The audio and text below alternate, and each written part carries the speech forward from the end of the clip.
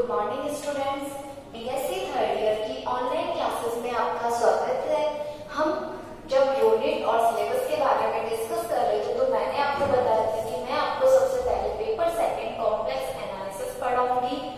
तो हम complex analysis start करते हैं, जिसका हिंदी में नाम है सम्मिश्र विश्लेषण। सम्मिश्र विश्लेषण, इसको पढ़ने से पहले हम सम्मिश्र संख्या क्या होती है, क्यों इनको यूज करते हैं, इनको बनाने की जरूरत क्यों पड़ी, क्यों सम्मिश्र संख्याओं को नॉर्मल प्लेन पर हम ग्राफ नहीं कर सकते, क्यों हम इनको सम्मिश्र तल बनाना पड़ेगा इनको प्रदर्शित करने के लिए। सम्मिश्र संख्याओं का गुणा, भाग, जोड़, घटाव, ये सब हम इसमें डिस्कस करेंगे। क्या सम्मिश्र संख्याओं का मापांक होता है, कैसे इनका संयुग्मी फलन निकालते हैं। तो सबसे पहले हम बेसिक यूज करते हैं। सम्मिश्र विश्लेषण पढ़ने से पहले हम डिस्कस करेंगे सम्मिश्र संख्या के बारे में कि सम्मिश्र संख्या क्या होती है, ठीक है। लेकिन सम्मिश्र संख्या भी हमें तभी पता लगेगी जब हम नॉर्मल इक्वेशन को डिस्कस करेंगे। तो पहले हम नॉर्मल इक्वेशन लिखते हैं। जैसे मैंने इक्वेशन लिखी x² माइनस का 4 इक्वल टू 0, ठीक है। इसका हमें क्या निकालना है, x की वैल्यू निकालनी है कि x की किन वैल्यू पर ये इक्वेशन संतुष्ट होती है या सेटिस्फाई होती है। तो क्या किया, 4 को हमने राइट हैंड साइड लेके चले गए, किसका हो जाएगा प्लस का 4। क्या करा, दोनों तरफ अंडर रूट लगाया। जब स्क्वायर का अंडर रूट लगाएंगे तो स्क्वायर से अंडर रूट कैंसिल हो जाएगा। क्या होगा, x equal to plus minus का under root 4, x equal to plus minus का 2। दूसरी इक्वेशन लेते हैं, x² माइनस का 9 इक्वल टू 0। क्या किया, 9 को राइट हैंड साइड की तरफ ट्रांसफर किया, प्लस में चेंज हो जाएगा। x equal to plus minus का अंडर रूट 9, दोनों तरफ हमने अंडर रूट लगा दिया। क्या, x की वैल्यू आ जाएगी प्लस माइनस का 3, ठीक है। कि जो ये प्लस माइनस 3 है, अगर इसे हम जो हमारी इक्वेशन दी हुई है इसमें रखेंगे तो ये इक्वेशन क्या हो जाएगी, सेटिस्फाई हो जाएगी और दोनों तरफ क्या आ जाएगा हमारा 0 0 आ जाएगा। मींस ये x की क्या हो गए, मूल हो गए। एक हो गया प्लस का 3 और एक हो जाएगा माइनस का 3। अब हम हमारे टॉपिक पे आते हैं। नेक्स्ट एग्जांपल है x² प्लस 16 इक्वल टू 0। क्या किया, 16 को राइट हैंड साइड में ट्रांसफर करेंगे, क्या हो जाएगा माइनस का 16, अंडर रूट लगाया, plus minus under root minus का 16, ठीक है। अब हम क्या करते हैं, इसका अंडर रूट निकालते हैं। 16 का अंडर रूट क्या होता है 4, लेकिन उसके आगे क्या लगा हुआ है माइनस। जब हम किसी दो नंबर को आपस में मल्टीप्लाई करते हैं तो वैल्यू हमारी हमेशा क्या आती है, पॉजिटिव। जैसे कि -1 लिया, -1 लिया, दोनों को अगर हम मल्टीप्लाई कर रहे हैं तो वैल्यू किसकी आएगी, पॉजिटिव। 16 का अंडर रूट क्या होता है 4, अगर हम -4 इंटू -4 कर रहे हैं तो भी वैल्यू किसकी आएगी, पॉजिटिव। मींस किसी भी दो नंबरों को, अगर वो नेगेटिव नंबर्स हैं उनको भी अगर हम मल्टीप्लाई करते हैं तो भी हमारी वैल्यू हमेशा कौन सी आती है, पॉजिटिव। तो हम यहाँ से क्या करते हैं, यहाँ से हम अपनी काल्पनिक संख्याओं को स्टार्ट करते हैं। तो हमने इसको किस टाइप से लिख दिया, माइनस का 1 इंटू 16, -1 का अंडर रूट और 16 का अंडर रूट। 16 का तो क्या हो जाएगा 4 और -1 का जो अंडर रूट है वो क्या होता है, आयोटा, मतलब एक काल्पनिक संख्या। x equal to plus minus का 4 आयोटा, ठीक है। जैसे एक और एग्जांपल लेते हैं, x² plus 81 equal to 0, x² equal to minus का 81, x equal to plus minus का 81। अब देखो 81 के साथ किसका मल्टीप्लाई हो रहा है, -1 का, और आयोटा का मान क्या होता है, अंडर रूट -1, तो आ जाएगा प्लस माइनस का 9, ठीक है। अब यहाँ से हम बात करते हैं कि आयोटा स्क्वायर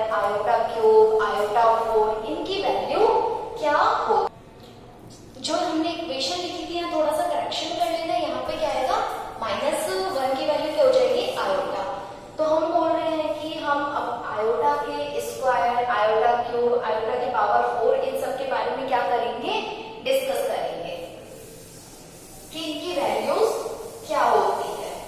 तो फर्स्ट ऑफ ऑल हमें पता है कि आयोटा इक्वल टू क्या होता है, अंडर रूट माइनस का 1, iota square equal to minus का 1, आयोटा क्यूब। अब हमें दो वैल्यूज तो याद है, हम आगे की वैल्यूज कैसे बनाएं, हम क्या करेंगे, यहां से स्टार्ट करते हैं। आयोटा क्यूब को क्या लिख सकते हैं, iota square into iota. Iota square का मान क्या होता है, माइनस का 1 इंटू आयोटा, मतलब आयोटा क्यूब का मान क्या हो गया, माइनस का आयोटा।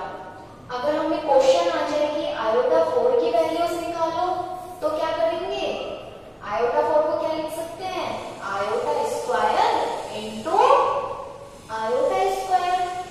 आयोटा स्क्वायर का मान -1, आयोटा स्क्वायर का मान -1, तो आयोटा की पावर 4 का मान क्या हो गया, 1।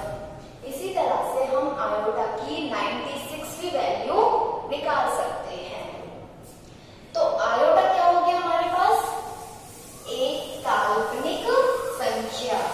क्यों ली हमने ये काल्पनिक संख्या, अगर अंडर रूट में -1 है तो उसका मान हम क्या लिखें, इसलिए हमें ये काल्पनिक संख्याएं माननी पड़ी। अब स्टार्ट करते हैं हम सम्मिश्र संख्या कि सम्मिश्र संख्या क्या होती है।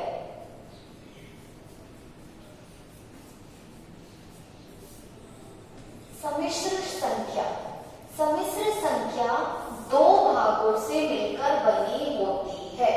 सम्मिश्र संख्या में दो भाग होते हैं, एक होता है वास्तविक भाग और एक होता है काल्पनिक भाग।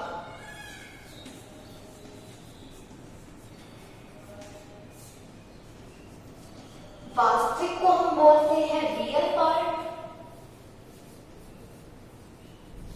और काल्पनिक को बोलते हैं हम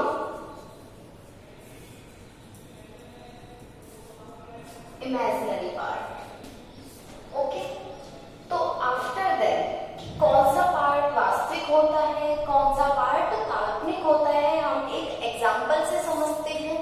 माना हमने कोई भी सम्मिश्र चर क्या ले लिया, z, इसमें हमने x और y दो चर माने।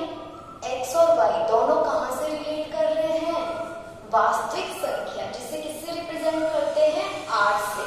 r क्या है, वास्तविक संख्या, ठीक है। अब x और y दोनों कौन सी संख्या हो गई हमारे पास, वास्तविक संख्या हो गई, ठीक है। x भी वास्तविक है, y भी वास्तविक है, लेकिन y के साथ कौन सा क्या जुड़ रहा है, आयोटा, और आयोटा क्या है हमारा, काल्पनिक। तो ये वाला पार्ट कौन सा हो जाएगा, काल्पनिक भाग। और जिसके साथ सिर्फ एक संख्या है, जो एक वास्तविक संख्या है जिसके साथ आयोटा ऐड नहीं है, वो कौन सा भाग हो जाएगा हमारा, वास्तविक भाग। जैसे कि 3 + 4 आयोटा, ठीक है। तो 3 के साथ आयोटा है नहीं, सिर्फ क्या है, एक वास्तविक संख्या। तो ये वाला पार्ट कौन सा हो जाएगा हमारा, वास्तविक भाग। और जिसके साथ आयोटा ऐड है वो कौन सा पार्ट हो जाएगा हमारा, काल्पनिक भाग, ठीक है। जब हम विश्लेषित फलन की थ्योरम्स पढ़ेंगे, ठीक है, तो हम कैसे लिखेंगे कि रियल पार्ट कौन सा है, इमेजिनरी पार्ट कौन सा है, कैसे उसे रिप्रेजेंट करेंगे, ठीक है। तो z बराबर क्या है, x + आयोटा y। z क्या है हमारा, x क्या है हमारा, रियल पार्ट, इसको हम लिख देंगे रियल पार्ट ऑफ z, यानी कि z का वास्तविक भाग, ठीक है। ये क्या है हमारा y, आयोटा y क्या है, काल्पनिक भाग, इसको कैसे लिखेंगे हम, imaginary part of z, real यानी कि वास्तविक भाग क्या होता है, REAL, जिसमें से हमने सिर्फ क्या ले लिया, RE मीन्स रियल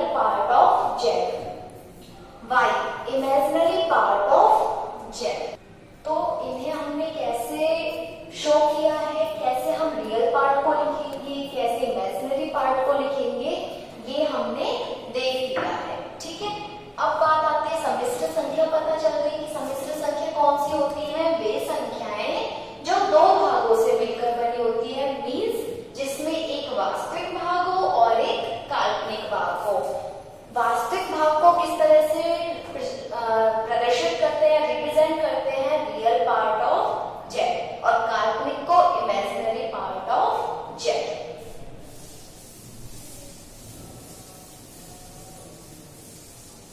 अब इन्हें हम कैसे प्लेन में मीन्स कर्व में डिफाइन करते हैं, कैसे इनका ड्रॉ करते हैं, ये देखते हैं। ये कौन सा है? एक्स अक्ष, और ये कौन सा है? वाई अक्ष। क्या हम इस एक्स वाई प्लेन में सम्मिश्र संख्याओं को प्रदर्शित कर सकते हैं? नहीं। क्यों? क्योंकि ये भी कौन सा पार्ट है? वास्तविक भाग तो होता है, ये भी वास्तविक भाग, मतलब 1 2 3 4 इस तरह से चलता है। और वाई एक्सिस पे भी 1 2 3 4, तो कहीं काल्पनिक संख्याएं नहीं आई हमारे पास। हमें तो क्या करना है? सम्मिश्र संख्याओं को प्रदर्शित करना है। तो इसके लिए जो प्लेन की आवश्यकता पड़ती है वो कौन सा प्लेन होता है हमारा? सम्मिश्र तल, मीन्स कॉम्प्लेक्स प्लेन, जिसमें x हो गया हमारा वास्तविक भाग, और यहाँ क्या लिख देंगे हम? आयोटा y, मतलब काल्पनिक भाग। 1 2 3 4, यहाँ तो हमारी कौन सी लाइन चल रही है? वास्तविक वाली। यहाँ पर आयोटा, 2 आयोटा, 3 आयोटा, ठीक है। तो हम इसमें क्या कर सकते हैं? किसी भी सम्मिश्र संख्या को प्रदर्शित कर सकते हैं। हम देखते हैं हमने क्या लिया, कोई एग्जांपल ले लिया, 4 + 3 आयोटा। 4 क्या है? वास्तविक भाग, तो 4 तो ये रहा, वास्तविक भाग पे मिलेगा। और काल्पनिक कितना है? 3 आयोटा, तो 3 आयोटा। ये वाली लाइन तो हो गई ये 4 वाली, और काल्पनिक हो गया ये। तो यहाँ क्या लिख सकते हैं? 4 3 आयोटा या 4 3, ठीक है। इस तरह से हम सम्मिश्र संख्याओं को सम्मिश्र तल में प्रदर्शित करते हैं, ठीक है। अब हम देखते हैं कि सम्मिश्र संख्याओं का मापांक कैसे निकालते हैं और संयुग्मी कैसे निकालते हैं। तो हमारे पास कोई भी संख्या है z = x + आयोटा y, जिसमें x और y कहाँ बिलोंग करती है?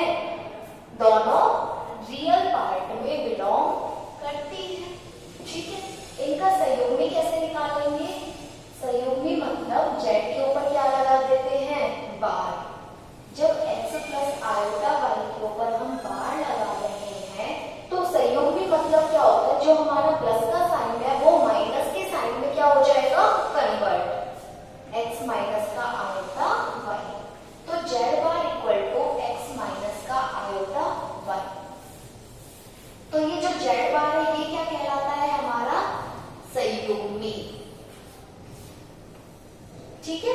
तो संयुग्मी मीन्स क्या होता है? जब भी हमें इसका कंजुगेट निकालना होगा तो हम क्या करेंगे?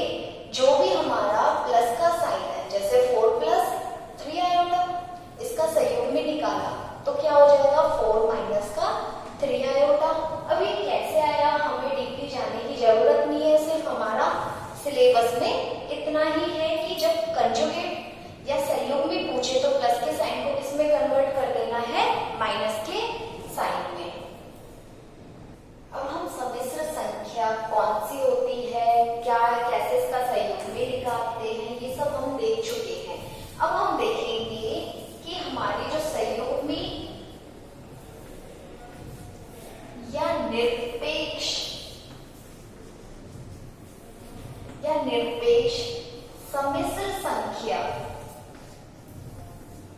सम्मिश्र संख्या किन किन गुणधर्मों का पालन करती है? निम्न गुणधर्मों का पालन करती है। तो वो कौन कौन से गुणधर्म है जिनका सम्मिश्र संख्याएं फॉलो करें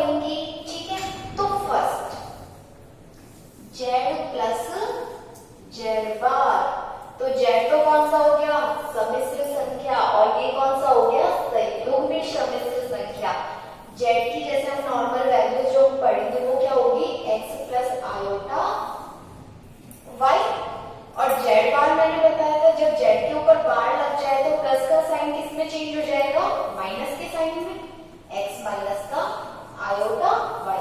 दोनों को क्या करना है, ऐड करना है, तो x plus iota y plus x minus का आयोटा y, ये प्लस है ये माइनस, दोनों आपस में क्या हो जाएंगे, कैंसिल।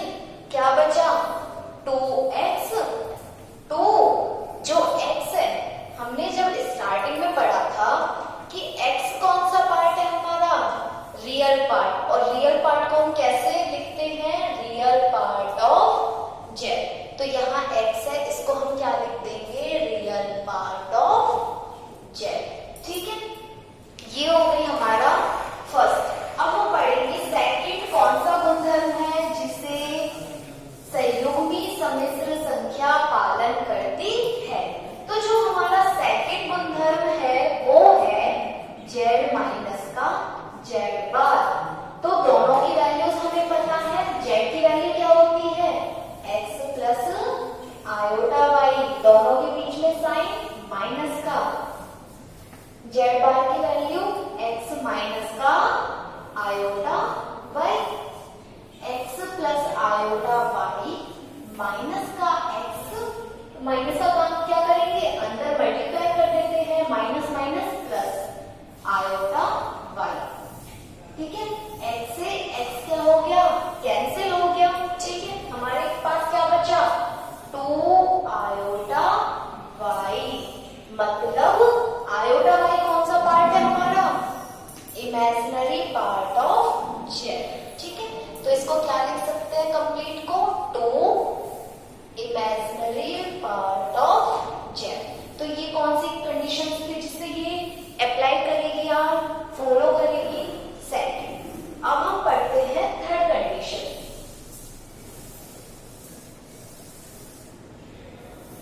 थर्ड है हमारा कि थर्ड प्रॉपर्टी कौन सी है, z बार का क्या लगा दिया, बार। ठीक है, तो z बार का बार, एक बार दूसरे बार को क्या कर देता है, कैंसिल। तो इसकी वैल्यू क्या आ जाएगी, z। इसे मैं बिल्कुल ओपन करके दिखाऊंगी। ठीक है, z की वैल्यू क्या होती है हमारी, x प्लस आयोटा y, इसका बार अपॉन इसका बार। मैंने बताया था जब जो ये बार है ये प्लस के साइन को किस में चेंज कर देता है, माइनस के साइन में। तो क्या आ जाएगा, x माइनस का आयोटा y, और इसके ऊपर क्या लग रहा है, दूसरा बार है। ये बार फिर माइनस के चिन्ह को किस में चेंज कर देगा, प्लस में। तो x प्लस आयोटा y, और ये x प्लस आयोटा y किसकी वैल्यू होती है, z की। मतलब z बार का अगर बार हो तो उसकी वैल्यू क्या आती है, z आती है। ठीक है, फोर्थ प्रॉपर्टी है इसकी,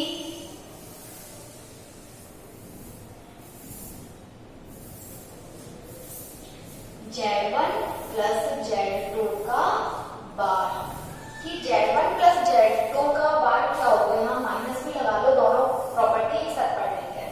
z1 प्लस माइनस z2 का बार क्या हो जाएगा, z1 का बार प्लस माइनस z2 का बार। जो हमारा टोटल बार है उसको हम दोनों चरों के ऊपर अलग अलग लिख सकते हैं, इससे उसमें कोई भी इफेक्ट नहीं आएगा। ठीक है, पांचवी प्रॉपर्टी है हमारी z1 माइनस प्लस z2 का bar equal to z1 bar minus plus z2 का बार। ओके, अब जो हमारी नेक्स्ट प्रॉपर्टी है वो चलते हैं, हमने प्लस माइनस देख लिया, अब हम देखेंगे गुना और भाग। तो सिक्स प्रॉपर्टी है हमारी z1 डॉट z2 का बार, यानी कि दोनों सम्मिश्र संख्याओं को अगर हम मल्टीप्लाई करें, उन दोनों को आपस में गुणा करें और उसके ऊपर बार लगा हो तो उसे हम कैसे चेंज करेंगे।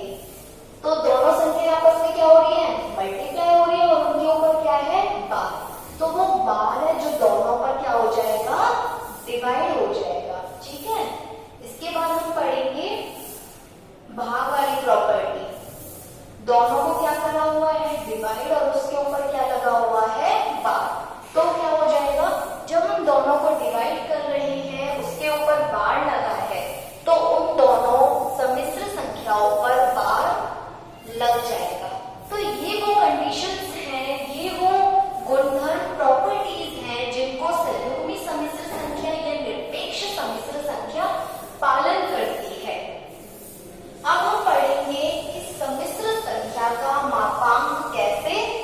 निकालते हैं।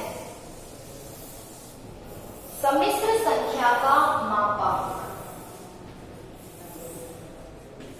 सम्मिश्र संख्या का मापांक। अभी से हम यहाँ फॉर्मूला देखते हैं। जब हम इसकी एनालिटिक फंक्शन सब विश्लेषक फलन पढ़ेंगे तो उसमें इसके सारे एग्जांपल्स आएंगे। ठीक है, z बराबर हमने क्या माना, x प्लस आयोटा y कोई भी एक सम्मिश्र संख्या है। मापांक को हम कैसे लिखते हैं, मोड z। इसे मॉडुलस भी बोलते हैं, इसे मापांक भी बोलते हैं। तो जो भी हमारे वास्तविक संख्याएं हैं उनका स्क्वायर करके उनका क्या कर दो, अंडर रूट। तो वास्तविक संख्या कौन सी है, x square plus y square, और उसका हमने अंडर रूट लगा दिया जहां x और y बिलोंग्स टू r। ठीक है, तो ये क्या निकल गया, इसका मापांक निकल गया। इसे मॉडुलस ऑफ z भी कहते हैं, इसे सम्मिश्र संख्या का मापांक भी कहते हैं। ठीक है, अब हम आगे पढ़ेंगे। अब हमने इसका मॉडुलस पढ़ लिया, ठीक है, इसका संयुग्मिक कंजुगेट पढ़ लिया, इसकी प्रॉपर्टीज देख ली। अब हम आगे पढ़ेंगे सम्मिश्र समतल। सम्मिश्र समतल क्या होता है, तो मैं अभी आपको बता चुकी थी कि समतल, सम्मिश्र समतल जिसमें हम सम्मिश्र संख्याओं को निरूपित करते हैं क्या कहलाता है, सम्मिश्र समतल कहलाता है। ठीक है, तो इसकी डेफिनेशन लिखेंगे। समतल, समतल जिसके बिंदु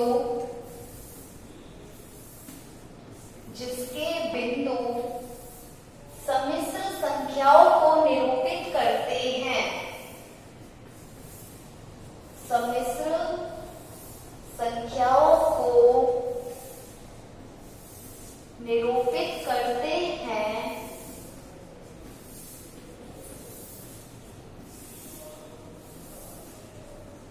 सम्मिश्र समतल कहलाता है।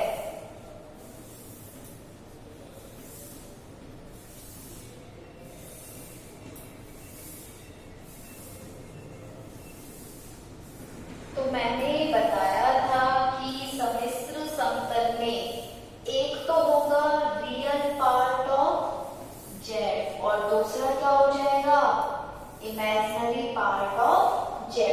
ठीक है, यहाँ हमने कोई बिंदु क्या ले लिया, एक p ले लिया, जिसके कोऑर्डिनेट हो गए हमारे x plus iota y। x क्या है, real part of z, iota y क्या है, इमेजिनरी पार्ट ऑफ z।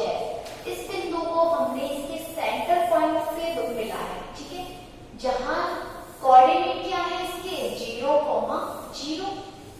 ठीक है, तो जो ये कोण है, ये कोण कैसे बनेगा, इस कोण को क्या कहते हैं, ठीक है, इसके बारे में हम देखेंगे। तो ये जो कोण है ये क्या कहलाता है, ऑर्गेन एंगल, जिसको हम रिप्रेजेंट करते हैं ARGZ से, या फिर यहाँ लिख लो थीटा। ठीक है, कोण है तो थीटा लिख लो, ज्यादा समझ आएगा। ये जो O से बिंदु P को मिलाया है ये क्या कहलाता है, इसका स्लोप कहलाता है। मींस इसको हम क्या बोलते हैं, दूसरा मॉडुलस ऑफ कॉम्प्लेक्स नंबर या फिर मापांक, सम्मिश्र संख्याओं का मापांक। ठीक है, तो मोड z हमने निकालना सीख लिया। ऑर्गेन थीटा, इसकी क्या डेफिनेशन है ये हम अभी देखते हैं। ठीक है,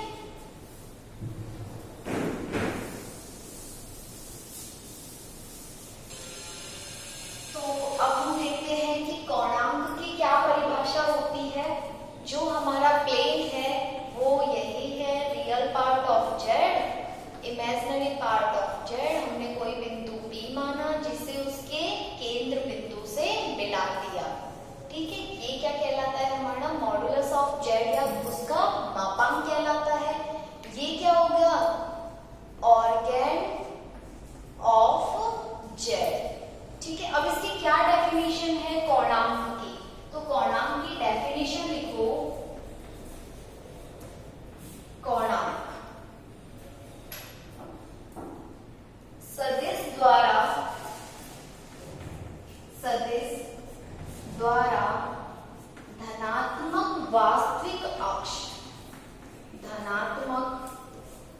वास्तविक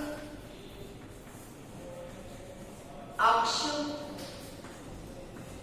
अब देखो धनात्मक वास्तविक अक्ष तो कौन सा है धनात्मक वास्तविक अक्ष हमारा, ये रियल पार्ट ऑफ जेड, जिसपे कौन सी संख्याएं आएंगी, धनात्मक मीन्स पॉजिटिव रियल नंबर्स आएंगे, ठीक है, जिसको हमने किससे प्रेजेंट किया है, रियल पार्ट ऑफ जेड। सदिश द्वारा धनात्मक वास्तविक अक्ष के साथ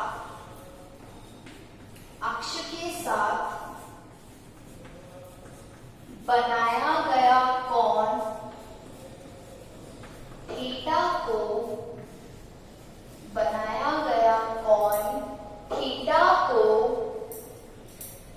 सदिश द्वारा धनात्मक वास्तविक अक्ष के साथ बनाया गया कोण थीटा को जेड का कोणांक कहते हैं, जेड का कोणांक कहते हैं। ये छोटे छोटे डेफिनेशन हमारे एक नंबर में कंपटीशन लेवल में इंपॉर्टेंट होती है, ठीक है, तो हमें इनको जरूरी है पढ़ना, ठीक है। तो ये हो गया पूरा सम्मिश्र संख्या, उनका मॉडुलस, उनका संयुग्मी, उनका कोणांक, सम्मिश्र समतल, तो हमने सारी बेसिक चीज क्लियर कर ली है। अब हम पढ़ेंगे त्रिविम प्रक्षेप।